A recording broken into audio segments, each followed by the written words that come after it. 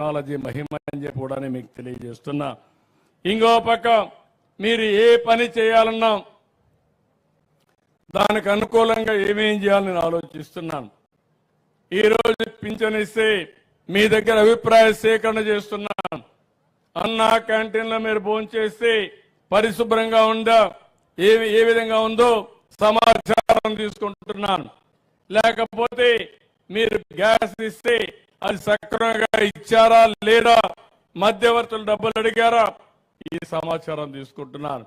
ప్రభుత్వ హాస్పిటల్కి వెళ్తే ఆ ప్రభుత్వ హాస్పిటల్లో ఏ విధంగా సేవలు అందిస్తున్నారో క్యూఆర్ కోడ్ పెట్టి సమాచారం తీసుకుని దానిపైన అధికార యంత్రాంగాన్ని జవాబుదారీతనం తీసుకొస్తున్నా. అంటే ఒక వినూత్నమైన ఆలోచనతో ఈ ప్రభుత్వం ముందుకు పోతున్నాం. నేను అందుకే పదే పదే మిమ్మల్ని అందరినీ కోరాను. ఒకప్పుడు కష్టపడి పనిచేయాలి, ఇప్పుడు కష్టం కాదు, తెలివిగా పనిచేయాలి, స్మార్ట్గా పనిచేసే పరిస్థితి వచ్చింది. ఆ విషయం మీరు గుర్తుపెట్టుకోవాల్సిన అవసరం ఉంది. ఈరోజు మీరు చూసినప్పుడు వ్యవసాయానికి డ్రోన్లు వచ్చాయి.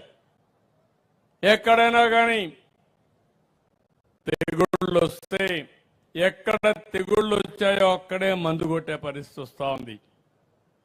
ఇది వినూత్నమైన ఆలోచనలు.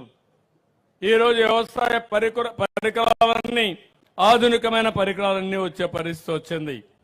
నేను 30 ఏళ్లకు ముందు డ్రిప్ పెడితే అందరూ ఎగతాళి చేశారు. ఇప్పుడు డ్రిప్ అంటే కామన్ అయింది. అంటే ఈరోజు ఇవన్నీ కూడా మనం ముందుకు పోతూనే, ఒకప్పుడు 95లో నేను ఇన్ఫర్మేషన్ టెక్నాలజీ మాట్లాడాను. 2025లో ఏ మాట్లాడుతున్నాను, ఆర్టిఫిషియల్ ఇంటెలిజెన్స్ మాట్లాడుతున్నా. ఈరోజు మీరు గుర్తుపెట్టుకోవాలి, మీకేదైనా డౌట్ వస్తే మీరు స్నేహితులను అడుగుతారు, మీ ఫ్రెండ్స్ని అడుగుతారు. ఇప్పుడు మీ దగ్గరుండి ఏని అడిగితే, చాట్ బాట్ని అడిగితే అదే చెప్పేస్తుంది ఏది వాస్తవం ఏది కాదని.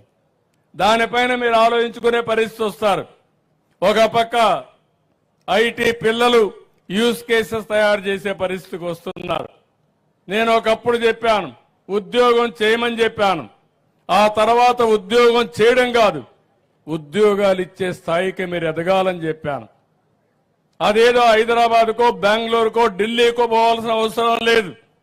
ఈ రోజు మీ ఇంట్లో మీరు కూర్చొని నాలెడ్జ్ ఎకానమీలో పనులు చేసే పరిస్థితి వచ్చింది, కంపెనీలు ప్రారంభించే పరిస్థితి వస్తుంది. ఇది వాస్తవం అని చెప్పి కూడా నేను మీకు తెలియజేస్తున్నా. నేను రైతులందరికీ ఒకటే విజ్ఞప్తి చేస్తున్నాను. ప్రజల్లో ఆహారపు అలవాట్లు మారాయి. ఒకప్పుడు అందరం కూడా వరిధాన్యమే తినేవాళ్ళం. అంత మునుపు అయితే మన నాయకుడు ఎన్టీ రామారావు గారు రాకమునుపు అందరూ రాగి సంగటే తినేవాళ్ళు. ఆయన వచ్చిన తర్వాత ₹2 కేజీ బియ్యం పెట్టి అందరికీ రైస్ ఇచ్చే పరిస్థితికి వచ్చారు.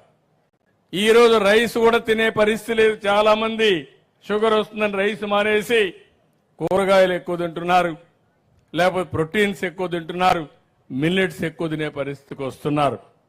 ఇలాంటి వచ్చినప్పుడు రైతులు కూడా మారాల్సిన అవసరం ఉంది. ఇప్పటికే చాలా మంది మారారు.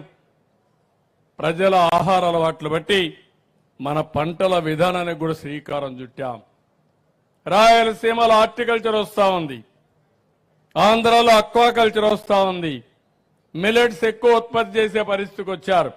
ఇలాంటి అనేక కార్యక్రమాలతో మనం ముందుకు పోతున్నాం.